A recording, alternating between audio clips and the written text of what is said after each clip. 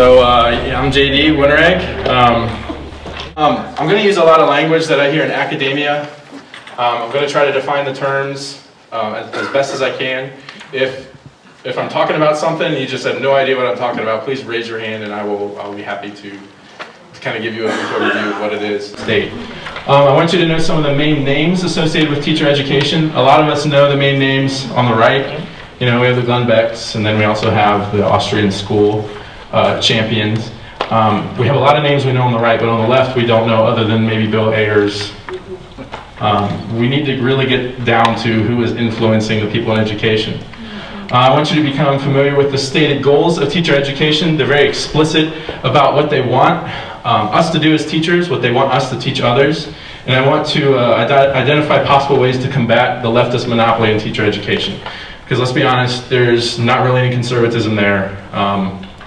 Especially during election times, all the professors show up with their Obama pins and the union pins, and you know, it's pretty much frowned upon to believe in God and be a conservative.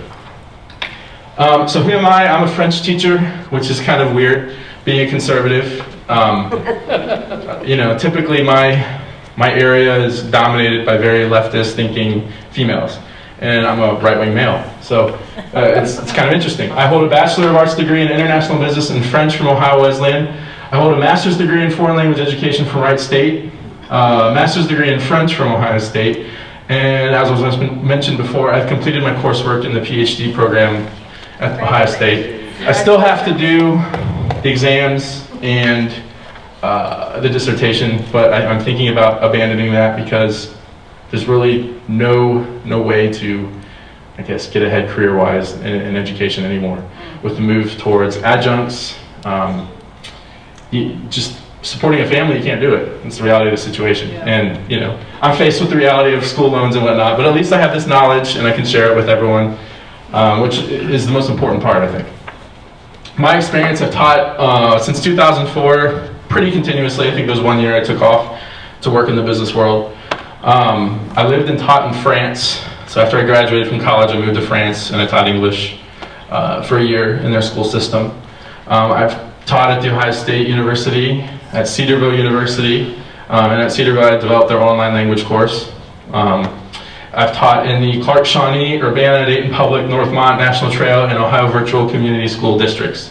So I've had experience in urban, suburban, rural, super rural, for all you Preble County people.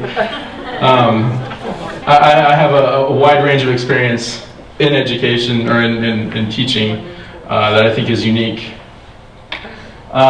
Real quick, on the paper you'll see I left a space for an exercise. I'm going to do something with you guys.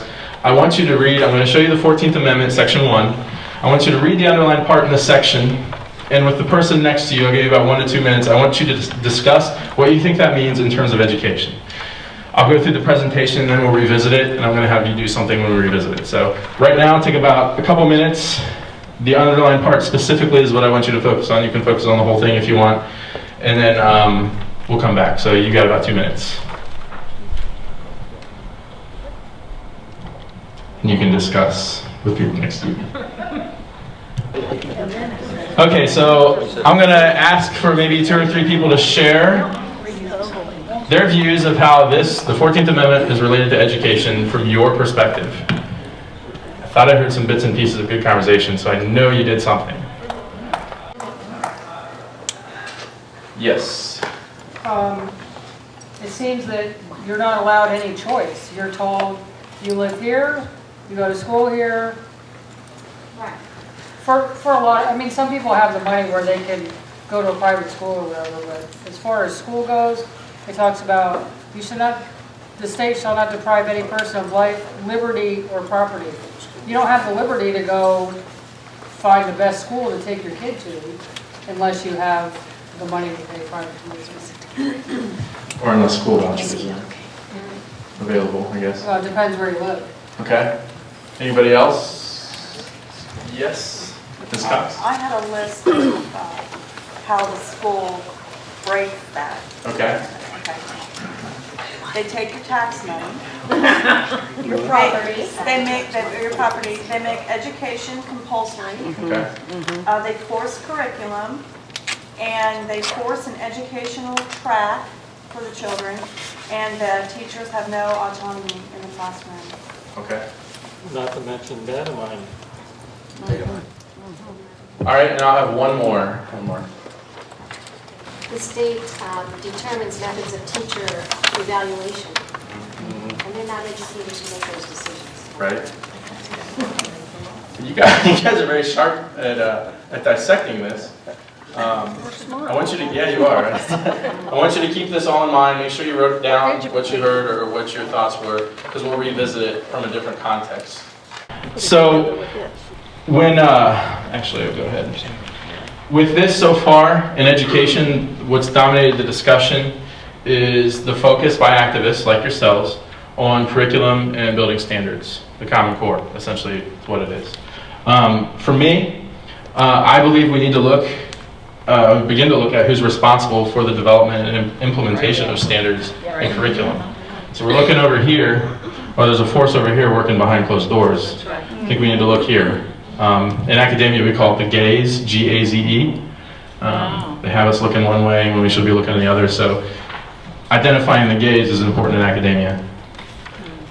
We need to look at teacher education programs, which are teaching teachers to teach. And we need to understand how they've evolved into a leftist mouthpiece. Like I said, I've been through the program. I've got a bunch of books I'll show you, a bunch of titles of articles that's mandatory reading. Nowhere in there is there any conservatism considered. In fact, it's critiqued heavily. And they call it critical lit theory. And the critical literature is critical of capitalism. We'll go into that. We need to understand that they operate under sociocultural, post-structural, and post-colonial paradigms. And I'll go over what those mean. But these are the primary framework of teacher education. And this is how they approach things. And when I go through this, you'll be able to look elsewhere too. I mean, education, everybody goes through the education system, right, in universities. At the other end of it, people like Obama will begin to make sense from this paradigm. It'll make sense why they do what they do. So I hope you get that sense when we're done. One thing in academia, when you critique something, you're supposed to identify your premise and where you're coming from at the beginning. And they do that in the articles. They do it pretty well. It's just not what I like. My approach, my premise, I'm a Christian conservative, so I approach things from that lens. I believe in the notion of inherency, and by inherency I mean there are things ingrained in you that's natural, God-given, not influenced from the environment or from your outside forces, just things that are inherent. I believe that environments can help to shape people, but they don't define who we are. And you'll see that's an issue with academia, and I also believe that when talking to people we need to identify our premises. One issue we see when talking to people on the other side is we haven't discussed where we're coming from. So if someone's arguing from here and someone's arguing from here, it never matches, right? We at least need to align our premises so we can have a civil discussion. And just a side note, if you ever go back and Google Phil Donahue and Milton Friedman and watch them talk and banter, Phil Donahue is left of Stalin, right? Milton Friedman is super right-wing, but they are so polite and witty, and that discourse is something I'd like to see revived rather than just the yelling. Part of the yelling, you know, drives fundraising. I understand they keep us divided, they keep their positions, yada yada. I think we need to start to combat that. So understanding the agenda, we need to understand the framework, the current paradigms used, and once we understand this, it'll help clarify the true intent behind teacher education. So again, it's teaching teachers to teach. So, first I'm going to talk about the prevalent dominant paradigms in teacher education today. So I mentioned sociocultural theory. It's the theory that society and culture are what shape people. The interactions people have with their culture and the people within their culture explain their development, right? So it's environmental influence on the person. Cognition exists as a product of a person's interaction with his or her surroundings. So cognition meaning what's in your head, what you're thinking. That exists as a product of your interactions. So I think I'll get into this later, but some people claim that in sociocultural theory that we're all influenced by our environments, so our thoughts are influenced by our environments as well. It's like not an inherent thought in our mind, it's all constructed from our environment. It's kind of crazy when you go through that. You think, is anything I say really my words? But then you get over that pretty quickly. There are three parts that Warsh identifies in sociocultural theory. There's cultural, historical, and institutional. So a lot of times when you hear politicians talk on the left, you hear them talking about the institution, talking about how the institution influences a person, because they get it from the sociocultural paradigm. And I guess I was fortunate enough to be a language teacher. I've learned that language is the key tool in sociocultural theory. It's the key way people use to shape others. It's the primary method, language. So being a language teacher, it's just rampant with this, how you shape students and whatnot through the language. And if you think about the left and how devoted they are to language, to the narrative, they view this as extremely important because you can shape people and societies this way. Ontogeny recapitulates phylogeny is one thing. It came up in high school for me once, and then it came up in the PhD classes. This is big in the world. It means, essentially, the growth and development of an individual follows the same pattern of the growth and development of a society.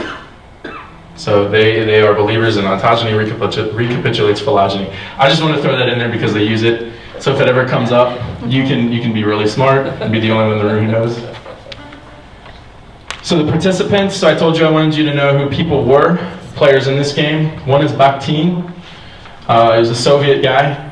Talks about the notion of voice. And voice, not the audible thing you hear, but it's the speaking personality and the speaking consciousness. It's basically who you are coming out, that's your voice. So a lot of the time, you hear on the left, finding your voice. It's finding how you come out to express yourself. And we're struggling a lot with finding our voice on the right, particularly in the liberty groups. And you see that we're fractured in a way. But this is something that once you get it, you can refine it and express it. Vygotsky, how many teachers are out there? How many of you have heard of Vygotsky? He's pretty, the big thing about him is the zone of proximal development where kid can't get from point A to point B without the teacher there to get him there, right? But basically he believes that the higher cognitive activities, so the higher order of thinking, emerges from social interaction. The way people learn is just solely through the interaction, through their environments, through language.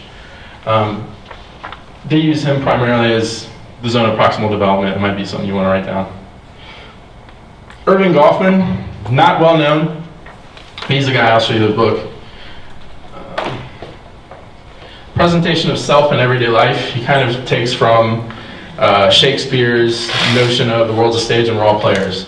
And he talks about how in our lives we create little plays, essentially, where we have a front stage and a back stage, and we have our circles, and everything in our lives can be described by these circles, by these little plays that we do.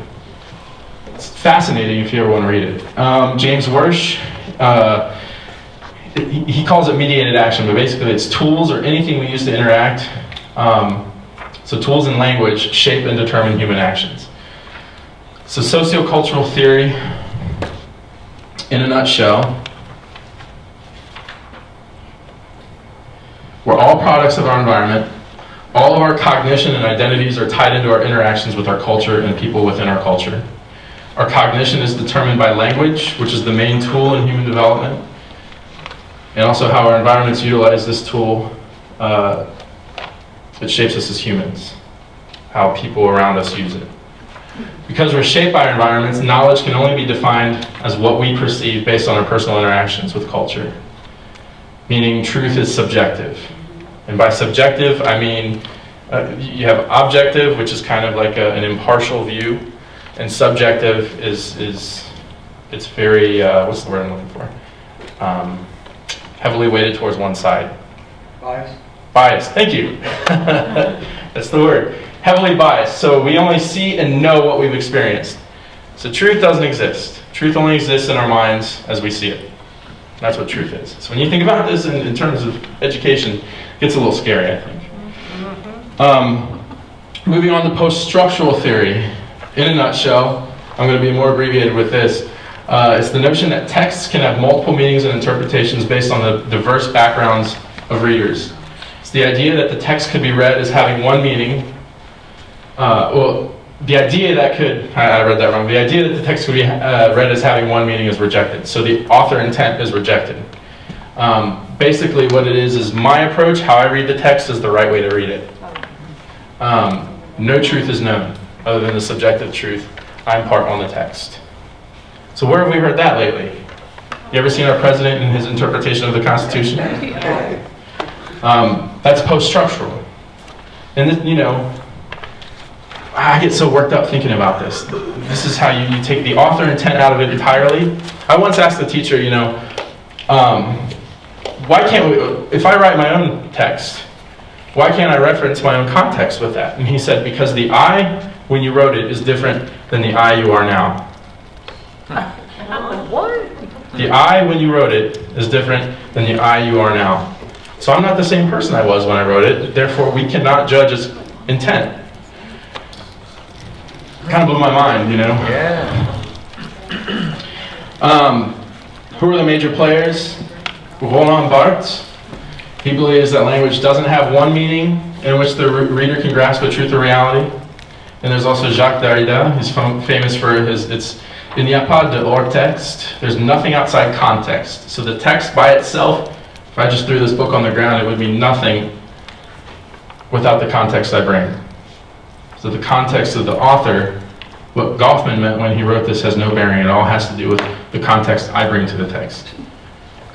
So that's post-structural thinking. So these are two French guys, believe it or not. I would encourage you to read some of their stuff. It's arduous, it's hard to get through, but there are things you can highlight that just every once in a while will pop up and really strike you. Finally, I'm going to move on to post-colonial theory. In brief, post-colonial theory seeks to undermine the imperialist influence, and imperialist here is code for Western white male. In particular, the focus is on the relationship between the oppressor and the oppressed. The oppressed are all marginalized groups. These groups are on the fringe because the Western white male exploited his power to push others to the fringe.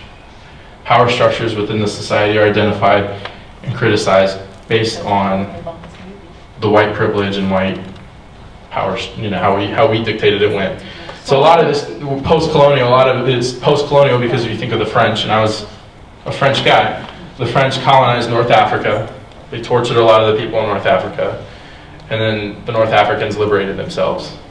And then you had these emergent authors like Aimé Césaire and Frantz Fanon. Fanon is someone Obama identifies. I brought that book for you. The Wretched of the Earth, he wrote this one. He also wrote Black Skin, White Masks.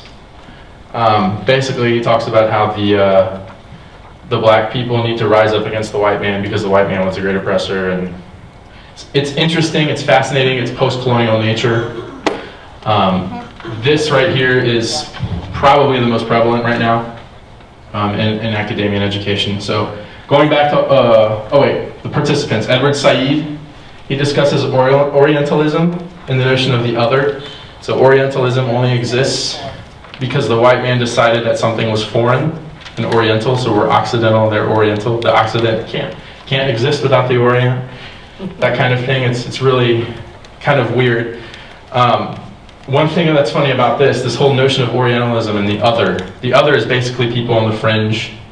So you think of the LGBT movement, you think of the Occupy movement, those are people on the fringe. I teach French, and it used to be called the Ohio Foreign Language Standards, but because foreign implied, it gives this white perception that foreign is bad, they changed it to world language standards. So we're eliminating foreign from our vernacular because it pushes others into the realm of the other. Kind of interesting. Most of the current theorists, feminism, LGBT, race, they use post-colonial theory, and it's the prevalent or the dominant theory in education right now. It's what Obama uses. To sum it all up, sociocultural paradigm, people are constructed by and are products of their environments. Post-colonial paradigm, there is no truth. Meaning is determined by the person interpreting. And the post-colonial paradigm is oppressor versus oppressed. People who operate on the margins are only there because they're exploited by the dominant class. and the dominant class is the white male, essentially. So how does this fit in the context of teacher education? Why am I bringing this up? Are you guys good with the background with these terms? Okay, so moving on. So I tried to put something in one paragraph that kind of gave an all-encompassing of all the paradigms. So students are products of their environments, which is sociocultural, and because of their diverse backgrounds, there's no way we as teachers can impart any kind of truth on these students, which is post-structural. As teachers, we can't, because we don't understand their truth, right? To better understand their backgrounds, we have to understand how the dominant class has positioned the students where they are, which is post-colonial. And we have to ensure that we're equipping all students to fight the class and institutional structure that placed them where they are. So everybody's a victim?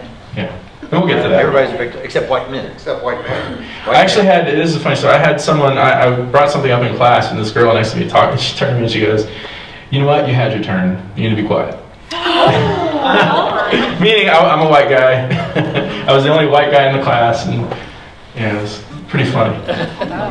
Excuse me? You were the only white guy in the class? Yeah, foreign language education. Like I said, I'm an anomaly, you know. Yeah. A male You're white language guy, teacher, that's a white male, conservative. It's like a unicorn. So how does this fit in with the goals of teacher education? You have a question? How is this similar to postmodernism as far as the truth? There is no truth. Yeah, I mean, post-structural, postmodern, a lot of people, they use them interchangeably. But identified in teacher education is post-structuralism. So I want you guys to have the terms so you can whack them. Does Yeah. anyone question any of that they're being taught? No, it's bizarre. I have. Yeah. And usually it's just kind of like silly Christian, you know, you don't know yet, you'll get there kind of attitude. Yes, sir.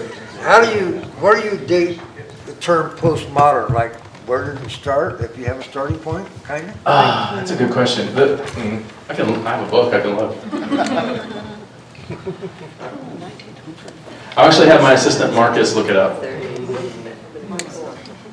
20s, 30s. I can probably find it in the back. Postmodern is really very late Yeah. 20th century, because they date modernism, everything from the Renaissance, Enlightenment period up to the beginning of the 20th. I mean, generally, it started, I think, in the 60s with all the revolutions that you had. I agree. 1967, from here,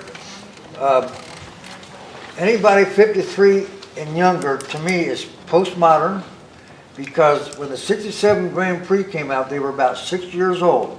They didn't see the changes that some of us people that have watched the car.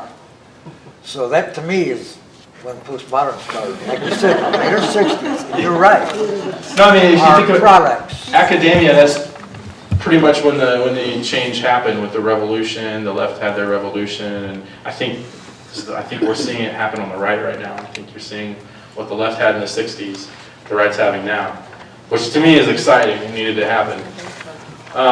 Freire, this is what he wrote. Oppression, wreaking violence upon others and forbidding them to be, are likewise unable to be. And withdrawing from the power to oppress and crush, the oppressed, struggling to be, restore to them the humanity lost in the use of oppression. What? It's the second part that makes sense. This is why only the oppressed, by achieving their liberation, can liberate the oppressors. The latter, as oppressing class, can neither liberate nor be liberated. So the white man, traditional types, the conservatives, they're the oppressors. We don't know that we're trapped, that we're in a prison. And it's up to them to liberate us. Yeah. Yeah, it gets better. How'd you sit there all? I know. How did you? Like this. I would have been like, what? White-knuckled. And then he goes on to say, this is why I personally look forward to a time when it will become even easier to wage the democratic struggle against the wickedness of capitalism. Capitalism's the devil in academia. That's the product of the white man exploiting the oppressed class. The goals in teacher education, the stated goals, it's kind of a real agenda in public education, is to empower the oppressed to liberate themselves and their oppressors. So it's good for us too when they do that. And I talked about Henry Giroux, which this guy, he used to teach at Miami University. He's a local guy, but he's well known in academia and teacher education. And I've got a short video, hopefully I can pull up and show you. If not, I can just pull it up on my phone and you can listen to him. But he says pedagogy is seen as a moral and political practice crucial to the production of capacities and skills necessary for students to both shape and participate in public life. Public life. The goal is for students to engage in public life, right? Not private life. So the book we had to read was called Theory and Resistance in Education. So right here. And then the subline, Towards a Pedagogy for the Opposition. The opposition meaning the opposition to capitalism.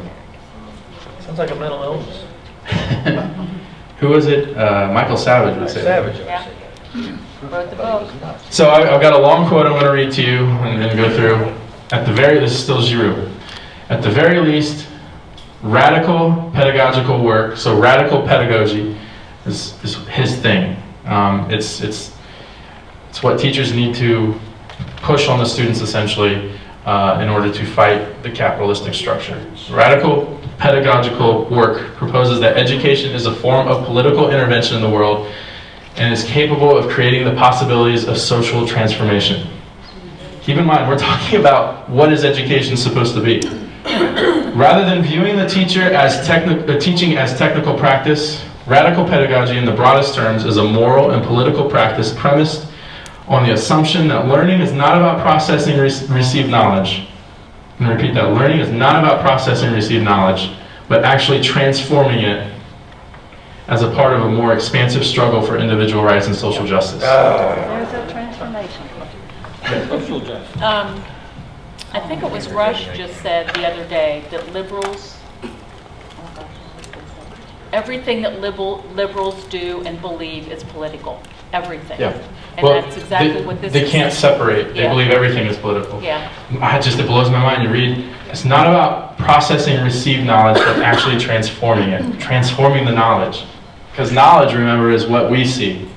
It's not anything that's true out there. Yes? So let me ask you a question. In the course of your formal education, were you in the classroom downgraded or even failed on your papers or your projects because of your personal perspective and your point of view? I never failed because of the grade inflation that's rampant, but I might not have gotten an A, like a B+, kind of like, you're almost there, JD, but... Because I think it's interesting that Ward Churchill at the University of Colorado can say anything that he wants from a maniacal standpoint, and somehow he is backed as it being the course of education and, quote, debate, where, like you said, I mean, I've known people from the conservative side who have written papers and have literally had to drop the class because they could not pass it because the professors would not accept their point of view. And from the professor's standpoint... Even though it was logical. From the professor's standpoint, they may be thinking, well, this person doesn't understand the white privilege and is not writing from the context of understanding the white privilege. So the goal of the course is to get that, and this person didn't get it, so we failed.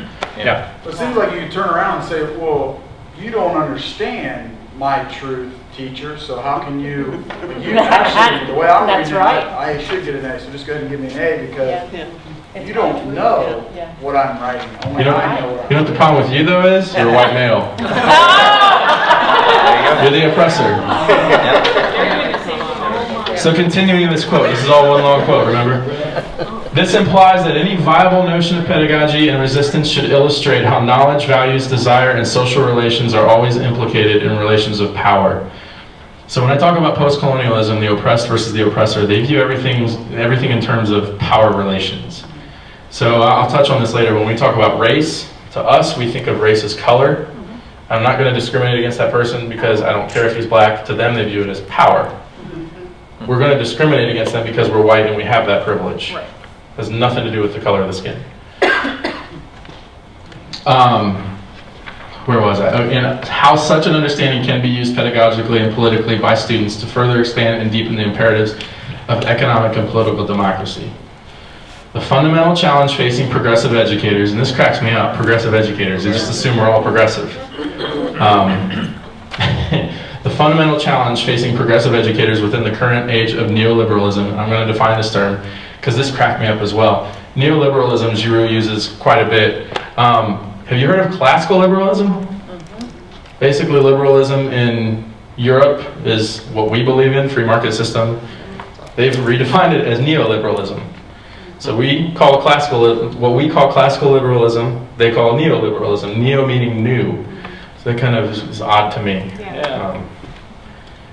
But you know, he's doing everything in the context of the United States, I guess. So the fundamental challenge facing progressive educators within the current age of neoliberalism is to provide the conditions for students to address how knowledge is related to the power of both self-definition and social agency. Any questions? I'm really itching to go to this next one. Is there Yes. hope? You seem to be quoting only males. Yeah. Are these all white males? This guy's a white male. I've got a black male I'm going to quote. And then some of the articles I'm going to show you the titles of. A lot of females wrote those. So I tried to get the gamut. I don't want to exercise my white privilege too much. Central to such a challenge is providing students with the skills, knowledge, and authority they need to inquire and act upon what it means to live in a radical, multicultural democracy, to recognize anti-democratic forms of power, and to fight deeply rooted injustices in a society and world founded on systemic, economic, racial, and gendered inequalities. So this is education. This is education. Kindergartners are starting. Basically, my role as an educator is to create little activists that fight for social justice. Whew. I'm sorry? Let's see.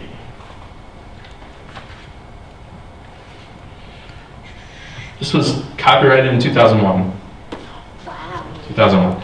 This guy is still alive. He's still out there. He's in Toronto now, or Canada somewhere.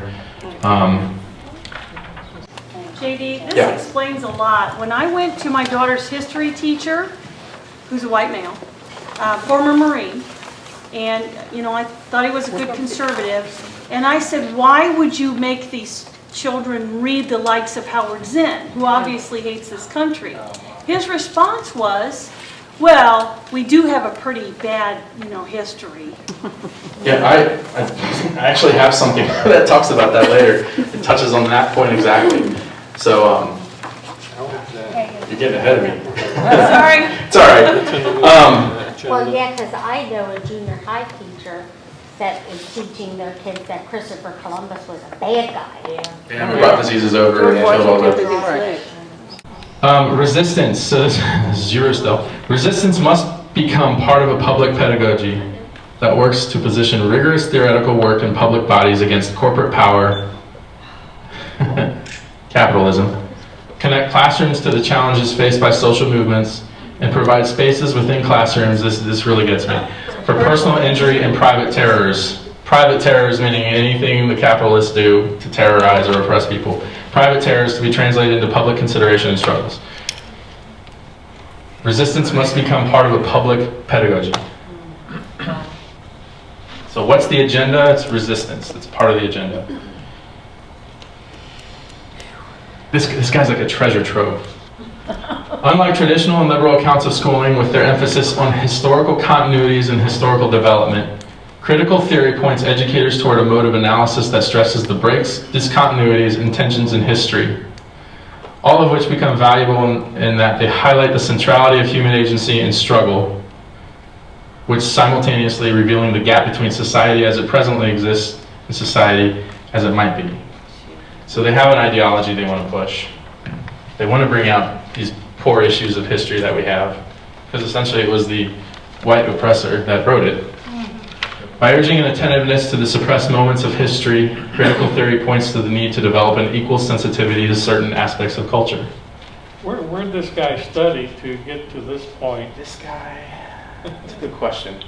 He's got his PhD. He's a champ. He's a champ in this world. This is the guy we turn to if we want to know. Says the universities. And this is the local guy. This is Ohio State. Well, he taught it in Miami. This is Ohio State that's teaching this. And I know... Does he still teach? No, he teaches that in somewhere in Canada now. He got the hell out of Dodge. I don't think we ran him out though. I'm going to pull the video up on my phone and just play the sound. Will that work for you guys? Yeah, sure. Okay, this is Giroux. I just want you to hear in his own words how he talks. I'll send you the link, though. If we get the email thing, I'll send you the link to this. That'd be great. There's also a Bill Ayers link I want you to watch. It's like an hour or something, but you see why he's likable, and you see how he's dangerous, at least in my view. It's going to start in the middle of what he's talking, but you guys will catch on where he's going pretty quickly.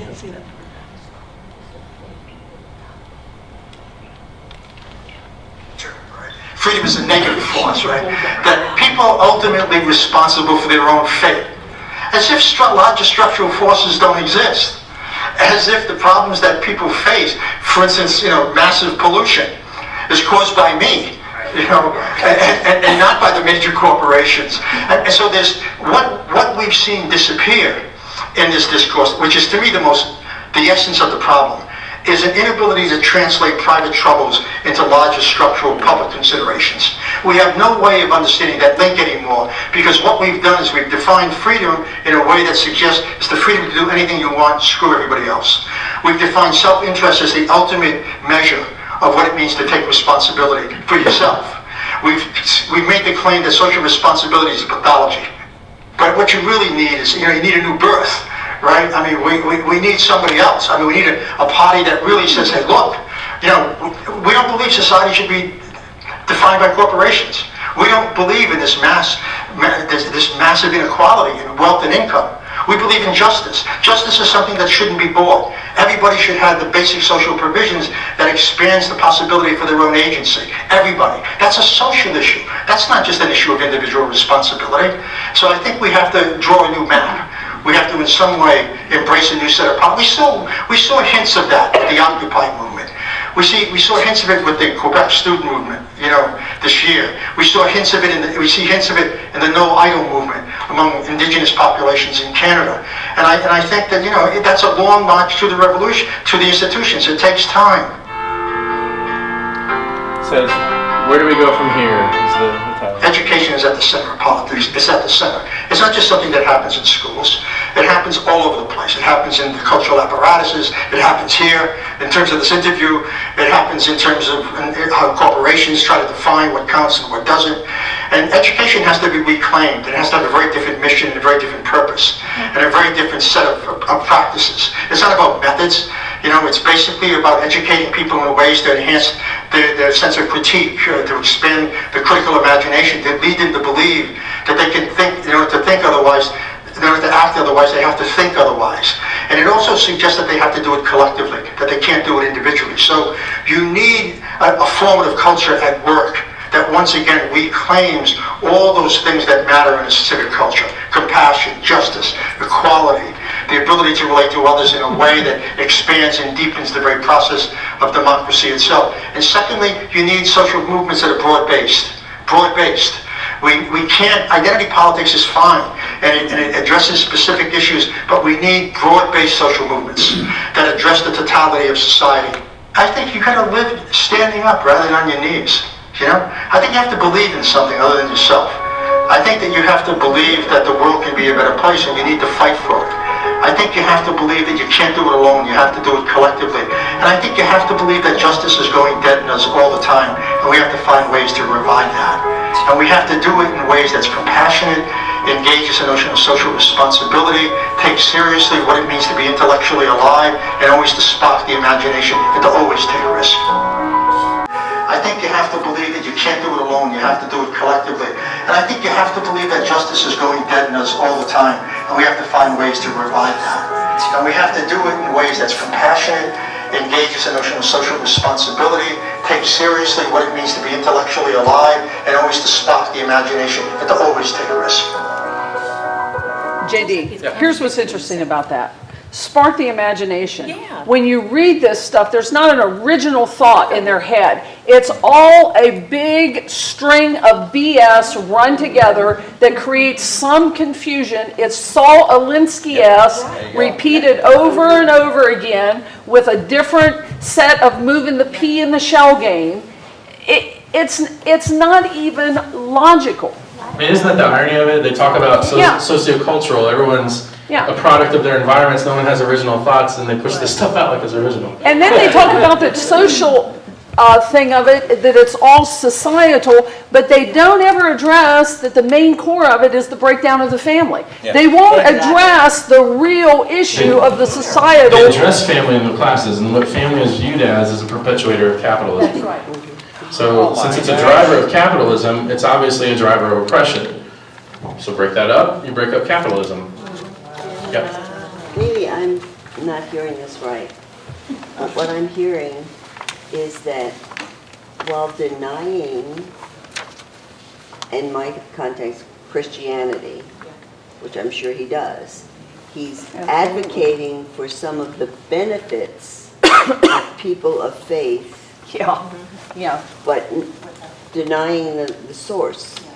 absolutely. Am I hearing that, or is that? Yeah, I mean, Absolutely.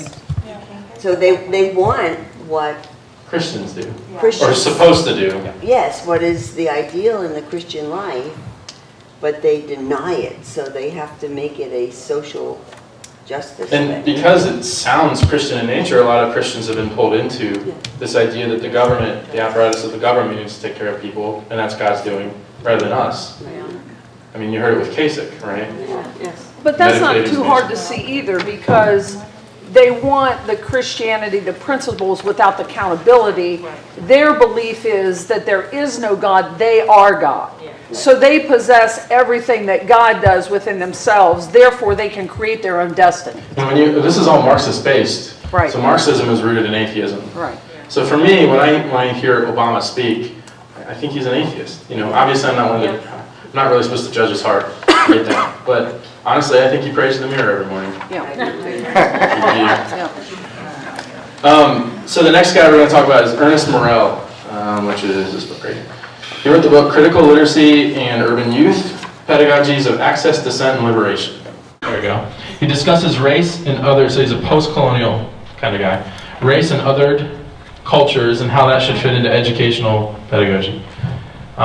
So textual production. And when he talks about textual production, he says anything is a text. Words are text. Video is a text. Any kind of textual production should be about the business of social justice. It's about naming oppression, certainly, but it's also about eradicating oppression and injustice through the creation of counter texts, critical texts that present alternate realities as they simultaneously critique the existing narratives that promote the status quo. And the thing that's interesting to me here is naming the oppression, right? Can you tell me, where do we see oppression named in education? You ready? Bullying. This is rampant. We're giving kids the language for oppression. And if you, this just drives me up a wall at school. Every kid thinks they're bullied now. You know, but it's taking these marginalized kids who feel like they're ostracized by the dominant power. The kids can't articulate this, but they can when they talk about bullying. They can in these terms.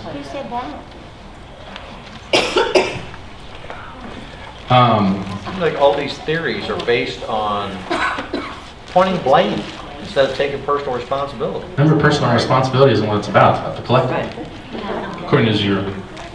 Morel mentions Gramsci. Gramsci is like he's an Italian kind of sociologist, and his big thing is cultural or hegemony, which is basically indirect forms of power or cultural imperialism. So it's not a force by the government coming in and telling you what to do, like what the French did to North Africa. It's pressure, societal pressure.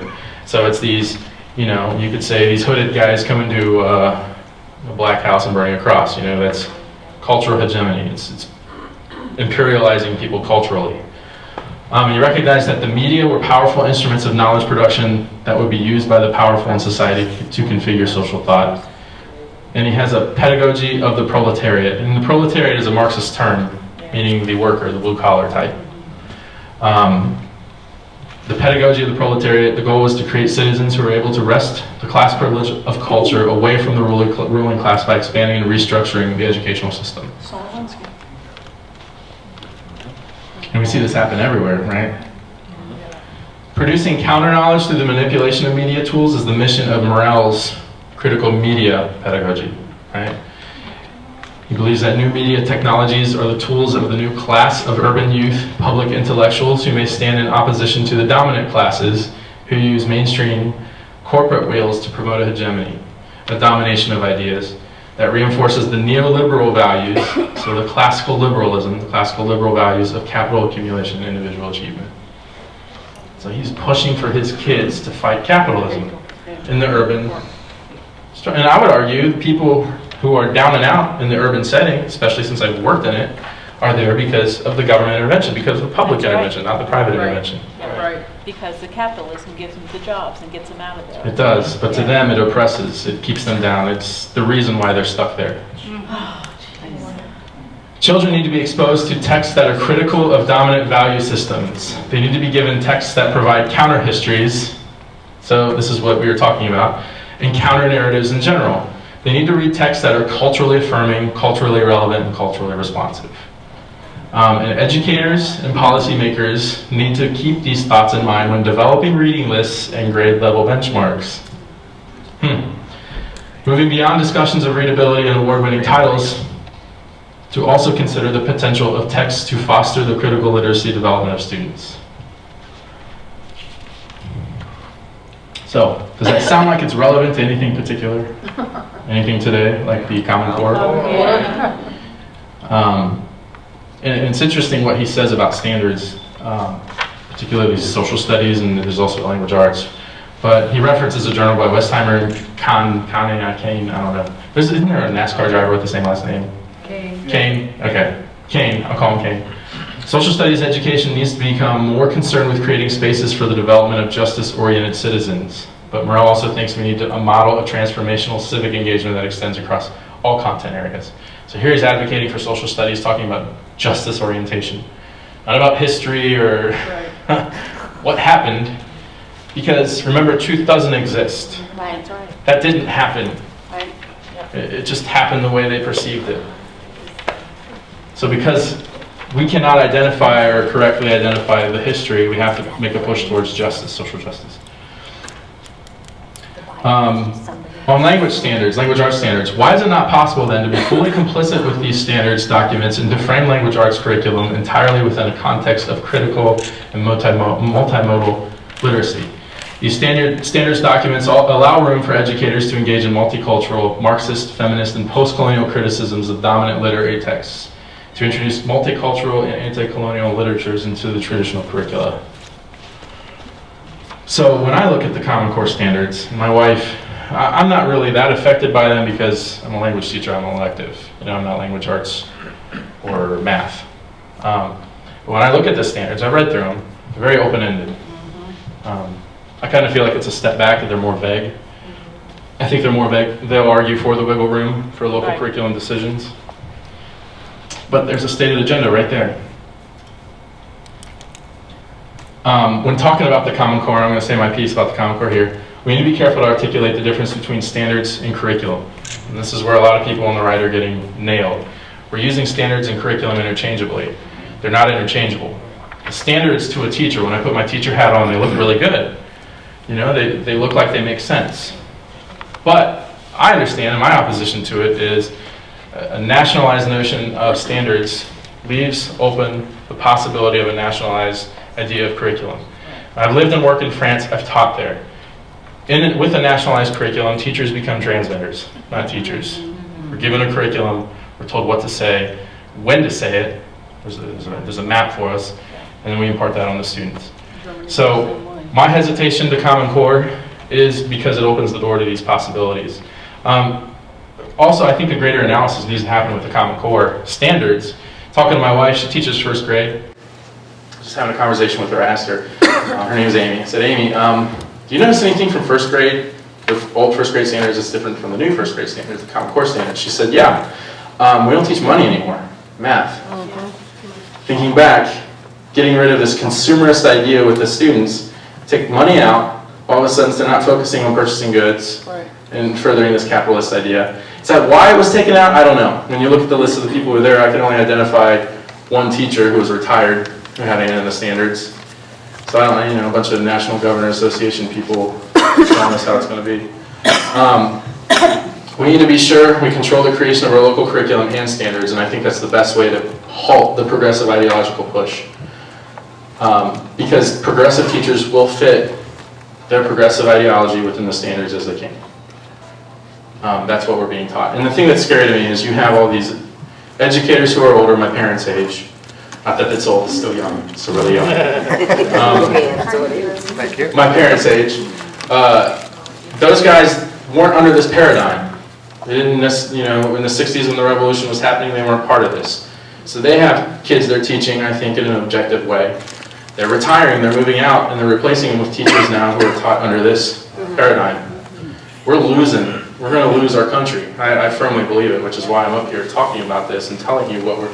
This is mandatory reading. This isn't made up. This isn't cherry picking anything. This is, you heard his words. And this is evidence we have that I think we can use to fight. Is it for early education teachers as well? What's that? Oh, I mean, these right here were all general ed. Okay. And then these articles right here were content specific. So... This is the theory behind every application of education. in every facet of education, not just teacher ed, every facet. Yeah. So Cedarville teaching that way too? I just did I was kind of in my own isolated. I would say no. My dad works there. He used to be a dean there, associate academic vice president. I know he didn't. But I know they've had some struggles with some people, particularly Bible teachers teaching that way. I don't know. I don't want to spread rumors. I don't know exactly. I know from my friends who went there what they said. But I would imagine it's intruding. And one aspect that just blew my mind, I didn't even think about, my friend, a really good friend of mine, his name's Jordan Walker. He will be president one day, mark my words. He's down in Mississippi. He went in the JAG program after he graduated from law school, became a JAG lawyer. And he was telling me couldn't get his head around the fact that of what was going on in the military. Basically what's happening is these officers are getting educated under this paradigm and then going in as officers and pushing that in the military. So we're even losing that aspect, the protection aspect. That's why you're getting military leaders now that aren't necessarily as military as we thought. So I mean, it's everywhere. That's all designed to destroy the Department of Defense. I mean, there's to destroy America as we know. There's a method to the madness. The military is the vehicle of the oppressor. You know, it's right. In their view. Yeah. Sure.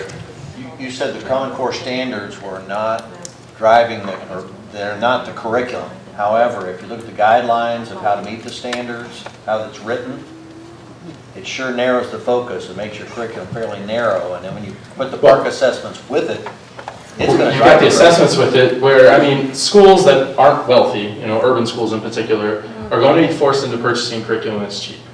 And curriculum that addresses specifically the assessments, right? And this curriculum is already out there. It's Common Core curriculum, it says. On the, you can check it out on Amazon. I mean, what they're saying, oh, there's choice. Yeah, there's choice in Worthington and Upper Arlington where they can pay their teachers $90,000 a year. But in Dayton Public, there's not a choice. They have to go that route because of funding. And that's they don't tell you. So a lot of those people too don't understand or don't have the resources to develop their own curriculum.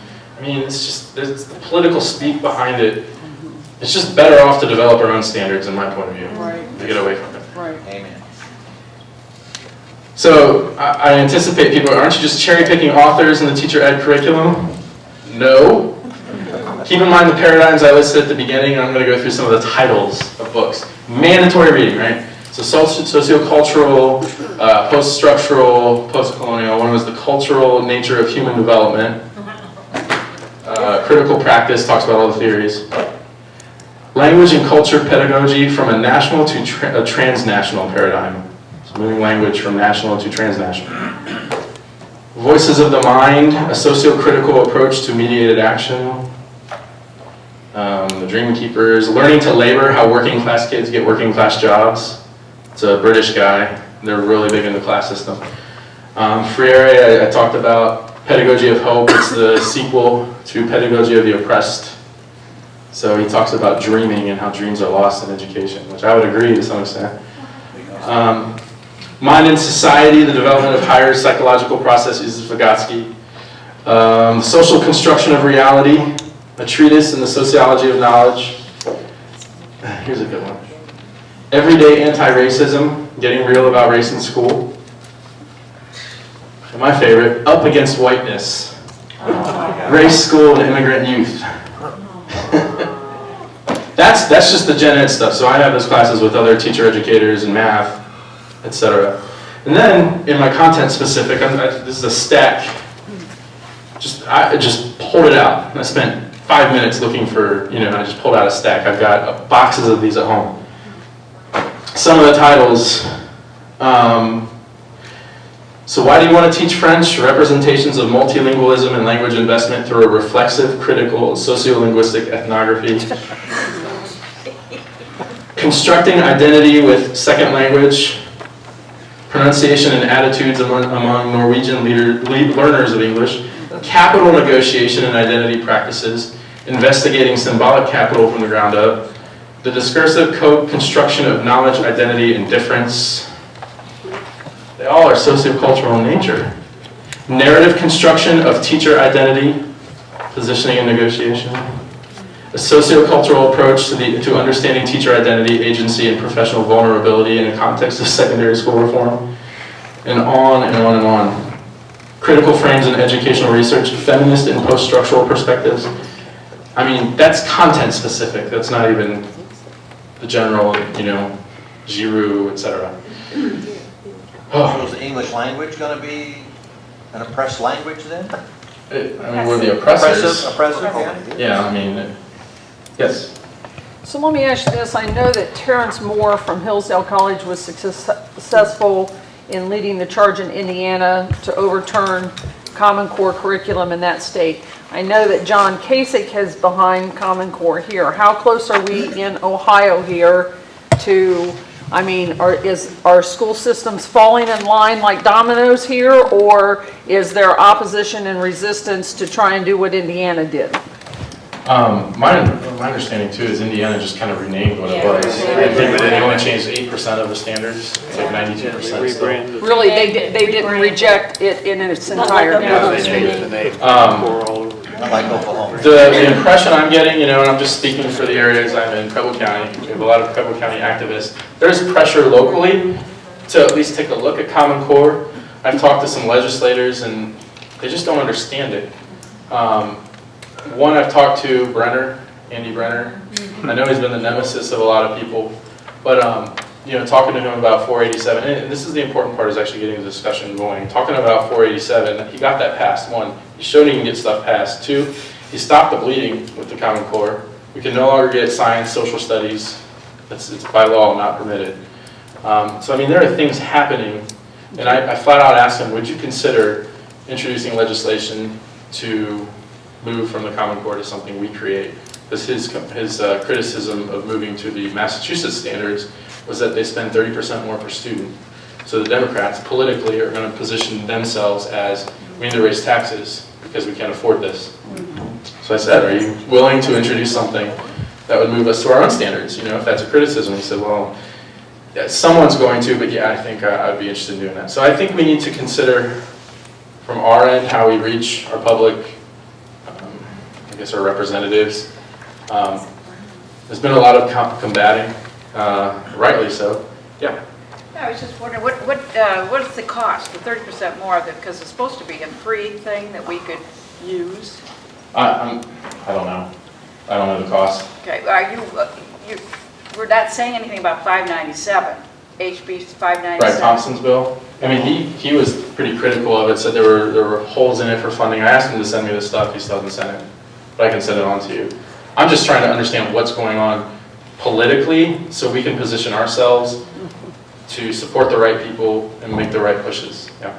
It sounds like you're fairly convinced that the agenda is a liberal socialist agenda, right, and that teachers are pretty well trained in it when they don't even know that they're being trained in it. So they go along because they're being taught how to teach. It's almost like I planted you in the audience. Yeah. Because I was going to talk about it. I had a conversation with my wife. I run everything by her. She's my, and if there are any grammar mistakes in there, it's because she didn't see it. So it's not. I was having this conversation, I was going through and she was giving me criticisms, and at the very end she's like, JD, you know what, like, I went through this, she went to the University of Michigan, really good school. She goes, this is a lot of stuff I heard at Michigan, and they frame it in a way that I think I'm a compassionate person, and when I see little kids that need help, I think I need to show my compassion to them, and I do these things. She's like, I had no idea it was in the context of furthering an agenda.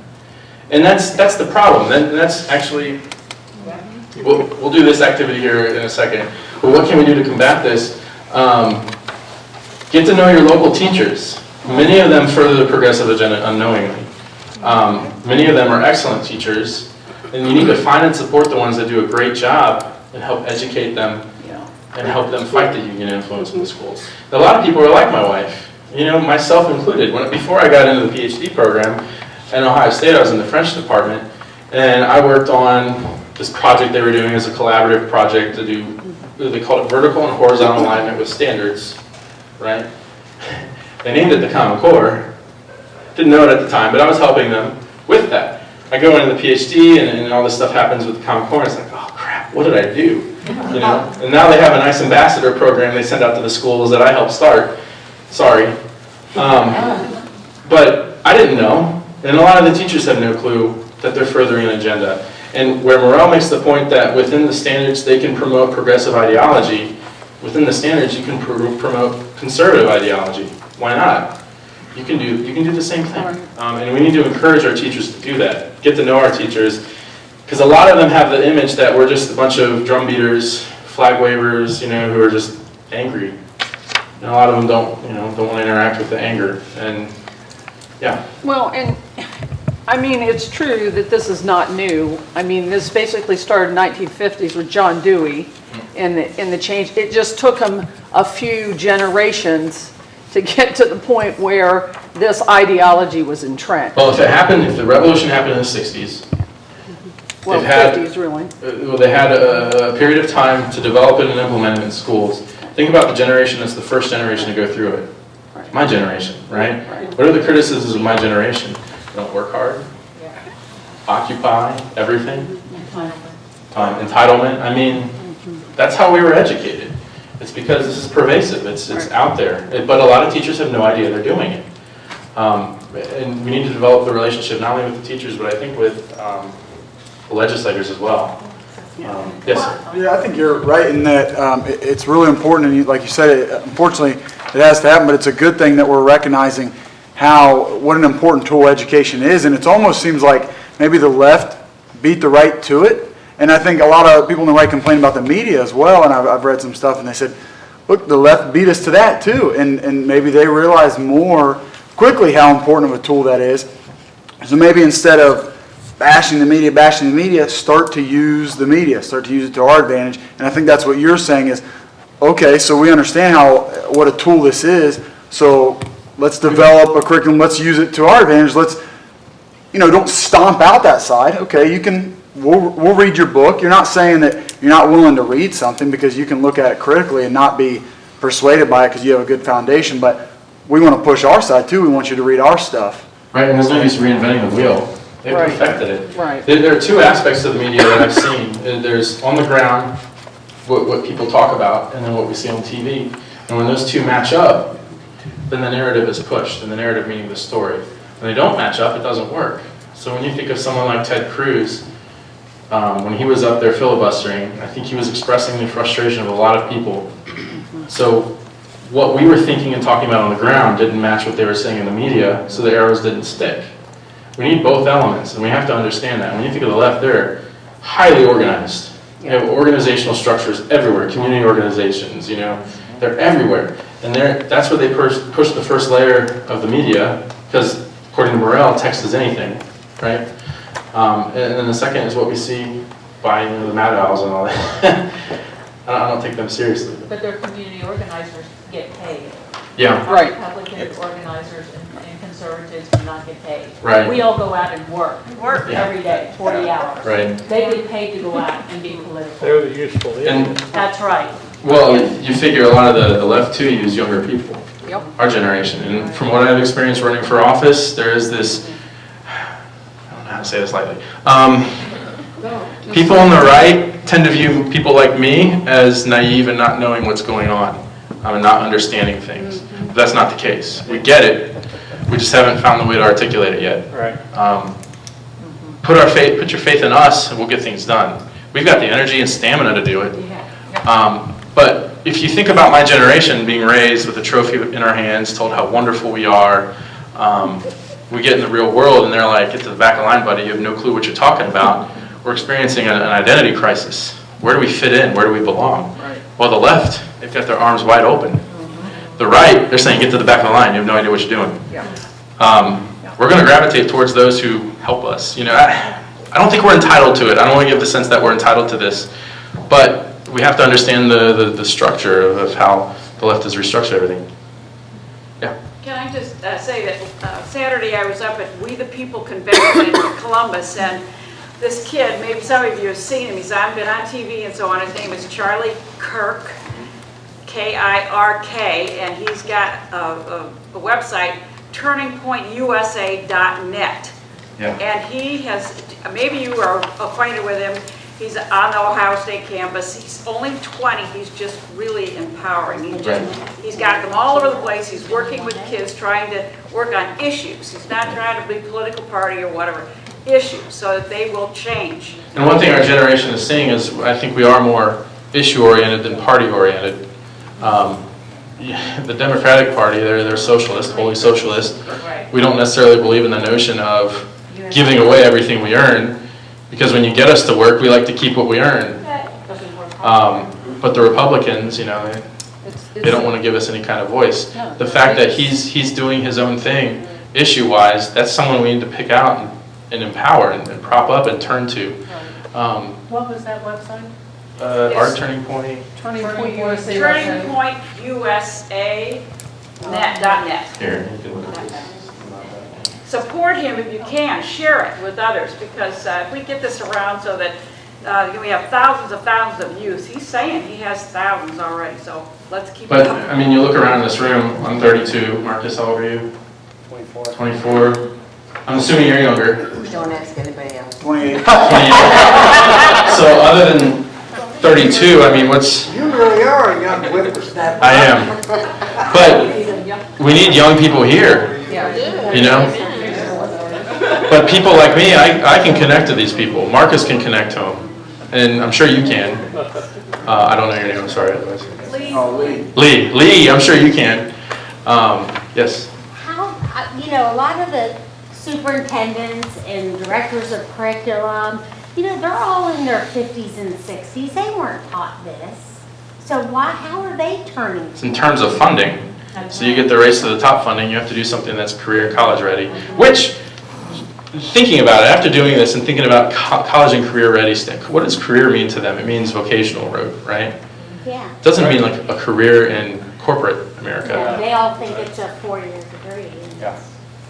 But see, with Race to the Top and No Child Left Behind, see, we turned from a constitutional education, like you said, that we designed locally, to a UN-driven set of standards and curriculum that they bought into, like you said, tied to funding. So, you know, when we flipped that and we lost that control to buy into these programs, and Bush certainly didn't do us any favors with that. But we can get it back, you know? You think about Obama, he transformed America in 4 years like that. It can happen again. It's just, they've got organization on their side. They've got enthusiasm on their side. And to be honest, I'm not enthusiastic about the Republican leaders. No. So what are we going to do? Yeah, what are we going to do? How do you get the Republicans not to go along with them? I mean, I think they're in it together. I think they're being blackmailed. Something is going on for I the just think Republicans. they're comfortable with their position of power. Right. You know, when you have Mitch It's McConnell about there, them. he's been there since I've been It's not for a born. common good, it's about them. Right. And Both parties are extremely broken, and you're not going to fix those. we need to identify and groom local leaders to move into that position. I said, I'm not going to support anyone who won't knock doors with me. It's not worth it. If you think you're above me, then you're going to use that. So that's the other thing I want to caution you of. If you're supporting young people, there are a lot of young people who are ambitious politically, who just want the political recognition. If you've got someone like the Turning Point kid who's out there being active, I think that's admirable. if you don't see that out of someone, I'd say, if it were me, I'd say move away from them.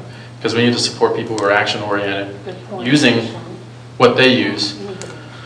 I want to do the activity real quick, and then I'll do more questions. So understanding the post-colonial, sociocultural, post-structural, I want you to take a look at the 14th Amendment again, underlined, and see if you can, instead of having your own viewpoint, see if you can put on an educator hat, a progressive educator hat, and view what's underlined in terms of education. And then and then I'll talk about what I read. So the nor shall any state deprive any person of life, liberty, or property without due process of law. Progressive, teacher, educator, social justice, etc. You can talk about it if you want. Status quo shall not stand in the way of new progress. That's your interpretation? The status quo, because we can't deprive people of progress and modernity. And of course, progress and modernity all come from this secret enclave of people that know what the true truth is, even though they deny true truth. You're on the right track. What else can we not deprive people of? Property. And they are. So if you're a socioculturalist, believe environmental construction, you're approaching this, you're viewing this, the Constitution, as a capitalist I read it and I think, property I have is protected. As a progressive I read that and think, we're entitled to property that's being deprived, or we're being deprived of this property we're entitled to. So in education they talk about access to modern amenities in the schools. That's the property they're being deprived of. And we need to go into schools and everyone needs to know everything because we're entitled to it. But if you extend that beyond education, it's scary. That is a very, I don't want to throw the C word out there, but it is. So that's pretty much what I've got for you. That's the agenda to summarize. Oh, the other thing I want to touch on to combat this, read their stuff. So we have the Austrian School of Economics. They have the Frankfurt School.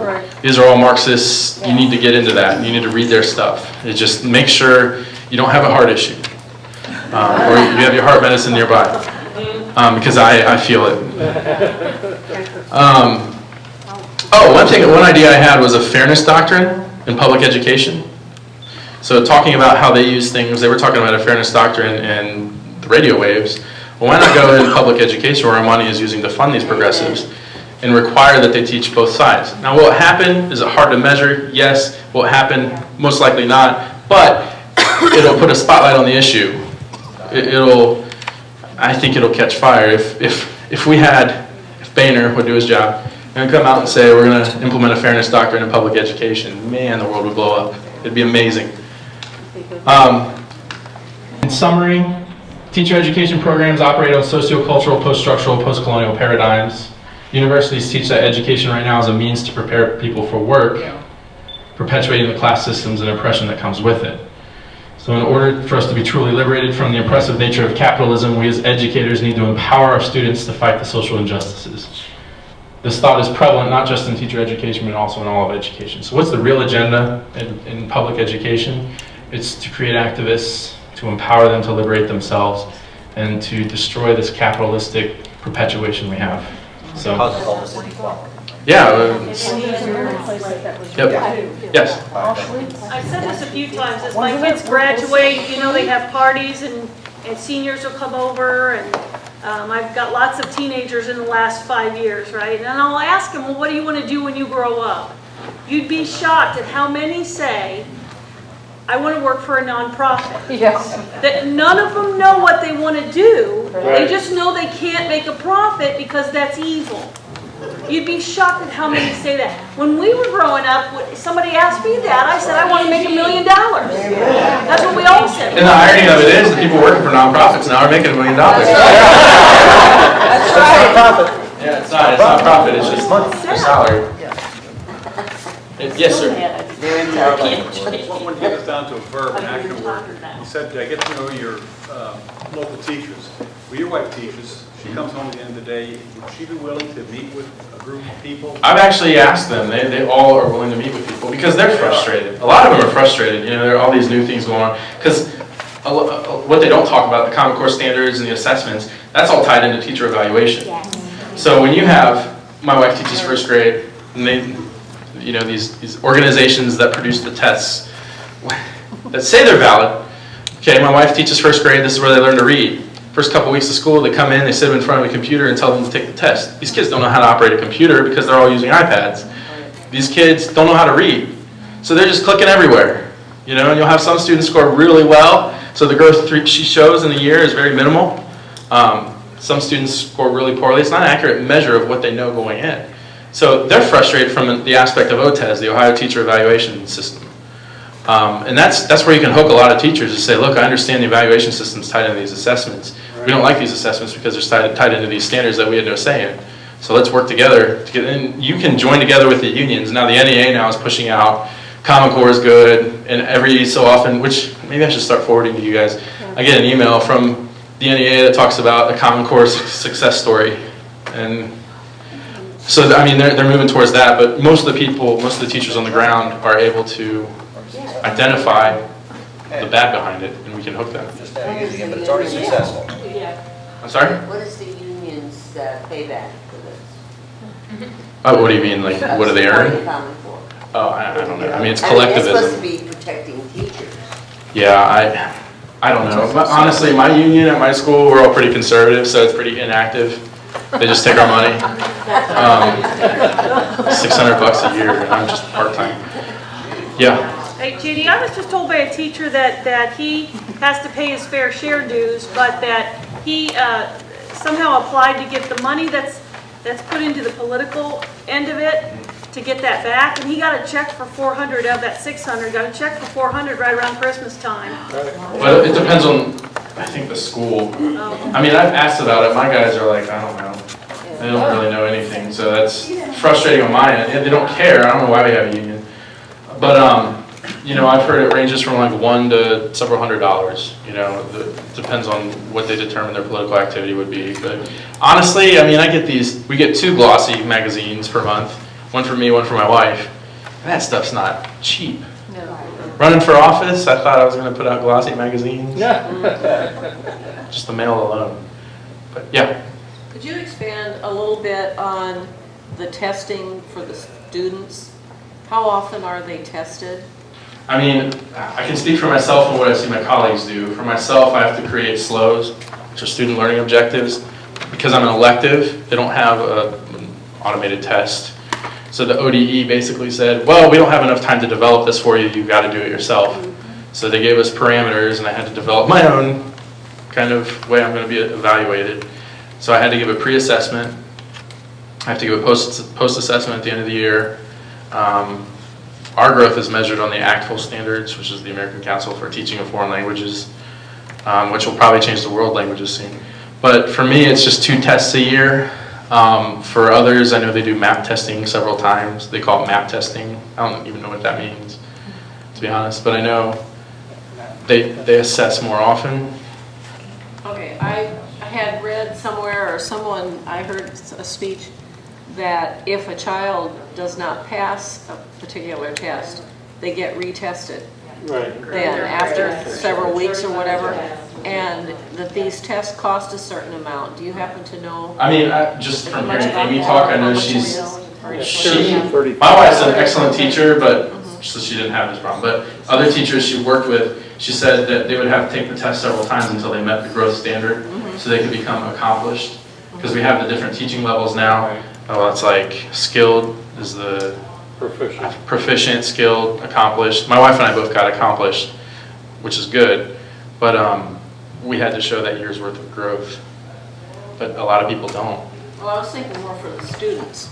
I mean, it's horrible. I mean, the kids in the classroom. In an urban, It's called PARC.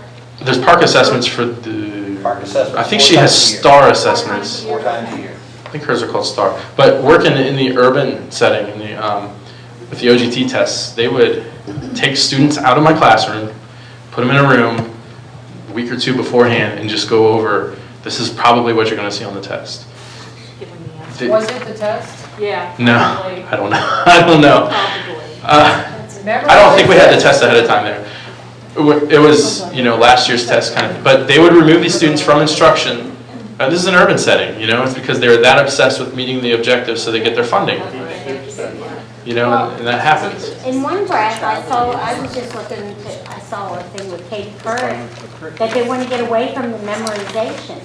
But then when they're going to the tests and they're going over the tests, that's all they're doing is getting them to memorize. Regurgitate.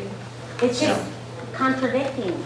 Well, it gets- Um, well, it's good- That's what education- but getting back to, oh shoot, I was going to say something else. With the testing, I mean, this has been going on for years and years and years, and it's just worse. I read an article in my research that said before the testing culture happened, students performed better. Yes. Because they had that extra instructional time and teachers felt comfortable with what they taught. They didn't have these stressful standards or pressure to meet. And that was like 1990s, even then. Yeah. I was just wondering if anybody in here knows about, I know districts are different, I suppose, but it's very hard to decipher between what is the park or, you know, the map, the things that you might want to opt out as compared to the assessments themselves, which maybe kids have to have. I mean, because how does a parent know? Even on Heidi Huber's, you know, Ohioans Against Common Core, it's hard to see. I mean, what she's got doesn't really cover it, doesn't really help. They don't want you to. They don't, that's the other thing, they're making it to where parents It would be- are totally out of. It'd be interesting to see how much of this is incorporated in the testing, how much of the progressive Yeah. notions are pushed in the testing. You can't get real definitive answers to the questions. But part of it is because a lot of them don't know the answer. Yeah, that's. You know, my superintendent. Yeah. I have two boys in the Mason school system, one's in 5th grade, the other one's a freshman. And they have not really been announcing all of the tests that the kids are taking.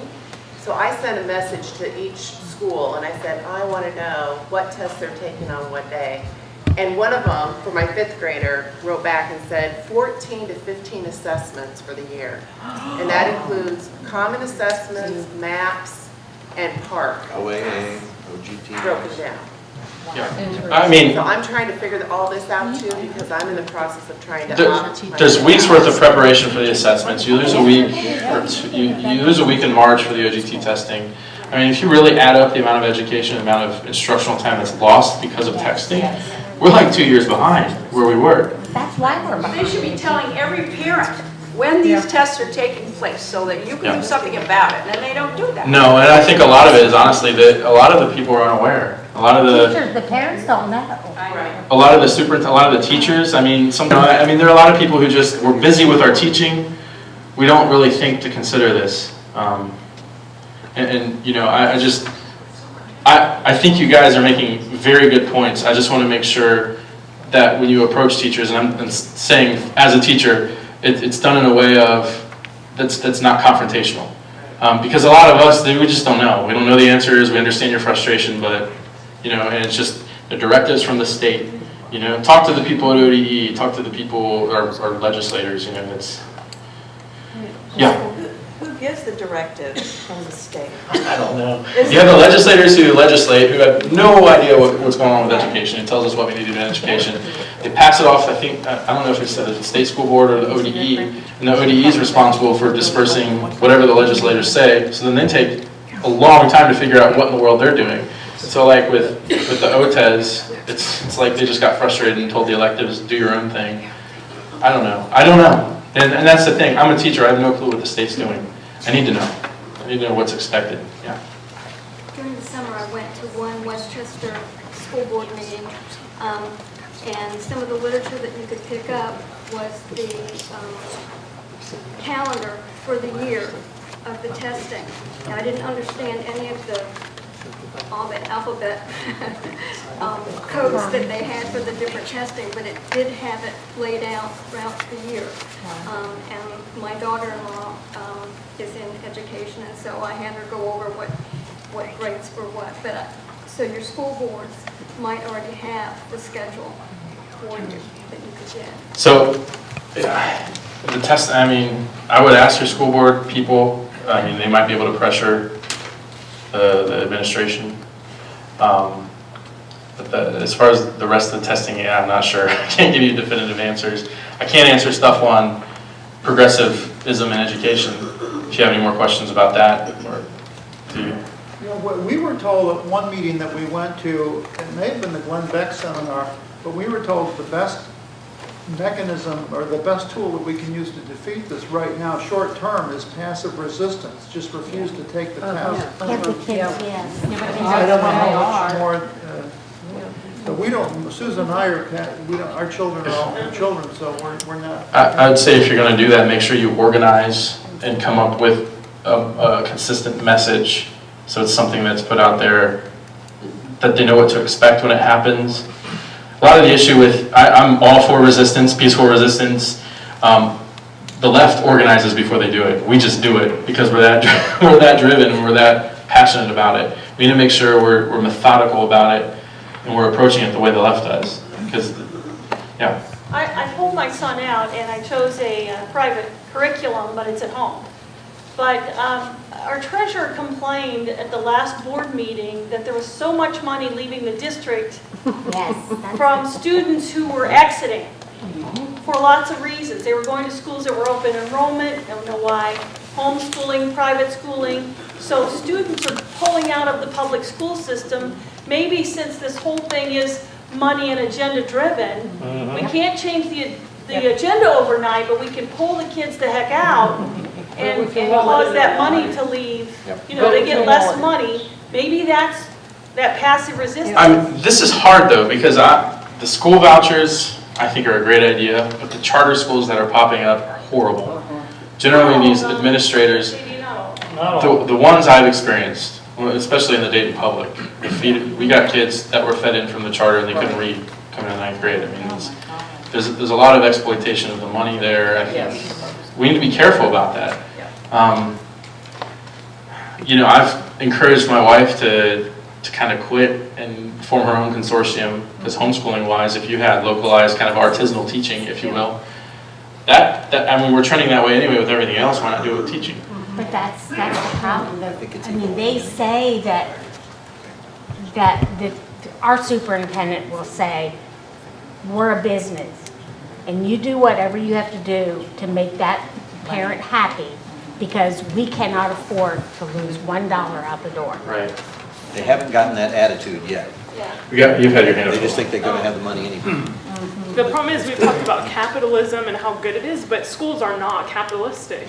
Yeah. There's They're no socialist. Yeah. Exactly. Right. Our schools, and the largest tax I pay, I've analyzed all my taxes. The largest tax I pay is my property tax that goes to the schools, and I have no choice. And so our schools are socialist, even though everyone here is saying how great capitalism is, but our schools aren't that. And capitalism produces better results. Right. So I think that's why school choice is a good idea. I would agree with you.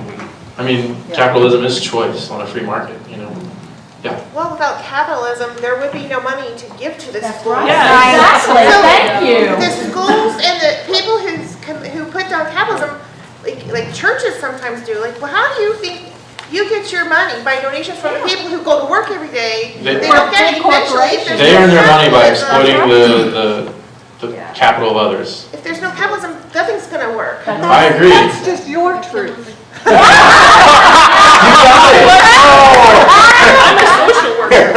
a social worker, so all this stuff here, I learned 10 times over as a social worker and have now come around. So it's really hard when the left or social worker, whatever, you know, they play on emotions and they get lots of people over on that by emotions. It's all about the kids. But we, you know, I try to combat that. I'm compassionate too. I just come at it a different way. So, you know, and they organize more. So amen to that. I mean, we're kind of at a hindrance. I mean, Christians were, I think, the greatest donors to charity, but then we're told not to talk about it. Yeah. Did you? Well, I was just going to say, but the real thing is that knowledge is power. Yes. And, you know, thank you for doing this type of thing and educating this, because the real problem, and this was my difficulty in school, a lot of times we don't know how to defend what we believe or what we know to be truth. Right. And so... What's inherent, right? Right, and so that's where this is really good, because I think the larger that we can grow these groups, you know, the more commonality in mind, the more knowledge is shared, the more we're going to be able to figure out what to do. And I sent, I don't know where it is, but I have PDF files of 32 pages just picked out from the couple books I quoted up here that I'll send to anybody if you want. I've got, I mean, all kinds of books. I can give you the list of books. You can go out and buy it and read it. That's the nice thing about this. We're criticized for just emotionally reacting. This is actual text. You know, this is what happens. So we have that to support us. And I want you to be sure you read it. Yeah. Maybe it's good as Common Core came out, and because this has been going on for a long time, I didn't know all this was going on. So now people on the ground, like us, Common Core is uniting us, like to learn about this. So maybe it's good that it's got a name now, and people are waking up to what's really going on. Heidi's having another meeting tomorrow night to update everybody on what's going on with Common Core. It's, no, I think it's at Anderson. It's tomorrow. Oh, it's tomorrow night. And Thursday, she's coming to Northern Kentucky. Oh, tomorrow night. Thursday night. Everybody agrees, we've got common enemies here. For copies of JD's presentations, and I put you, everybody sign up for this. Kelly will be passing this out. Will you just automatically send us those PDFs if we sign on there? Put on as much as you want. Okay. That's what we need. You might see my notes in there. They may not make sense, but that's So if we've already signed that, we'll get a copy of it. Sure. And don't forget to, Glenn Beck's book is available over here, brochures are available over here. I want to thank everybody for coming tonight. Thank you. And